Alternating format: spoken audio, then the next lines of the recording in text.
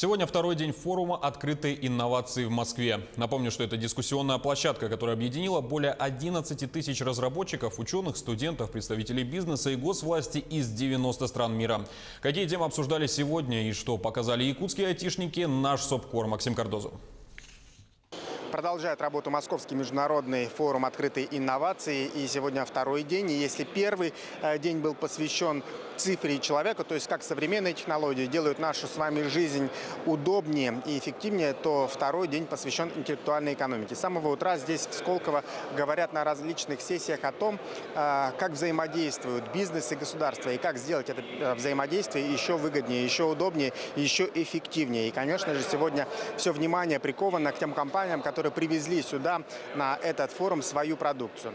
Глава Якутии Айсен Николаев также посетил площадку региональных представителей фонда Сколково. Среди них были и компании из Якутии. Это 8 различных инновационных компаний, которые сюда привезли свои новинки. И он ознакомился и поделился своими впечатлениями. Очень отрадно то, что наш технопарк Якутия точно будет одним из региональных операторов фонда Сколково. Это на самом деле дорогого стоит, и причем он будет, безусловно, он один из лидеров в стране. Об этом сегодня и руководство Сколково, и многих других компаний с институтов развития нашей страны об этом говорило. Якутия в этот раз привезла 8 проектов. Все проекты очень разные, начиная вот от проекта «Находка», связанного с поиском людей, заканчивая уже проектами IT наших лидеров, таких как компания «Фантастик», чья игра Radiant One, она уже сейчас предустановлена на всех устройствах Apple во всем мире. Это на самом деле огромное достижение не только для якутской индустрии компьютерных игр, но и, я считаю, в целом для российского IT-бизнеса. Также на площадке форума подвели итоги конкурса от благотворительного фонда «Система».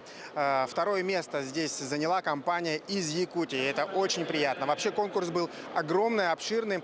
Здесь различные компании, а всего их было 130 со всей страны, предлагали свои технологии в поиске людей. И давайте послушаем организаторов и что они говорят про наш якутский аналог. На самом деле сейчас вот, опять же, как пример технологии находки, она, по мнению экспертов, уже за счет того, что она очень простая, очень надежная и может быть использована, в принципе, уже сейчас, да, потому что это технология, которую после 5-минутного инструктажа можно дать волонтеру либо специалисту там, аварийно-спасательной службы и отдать уже в использование.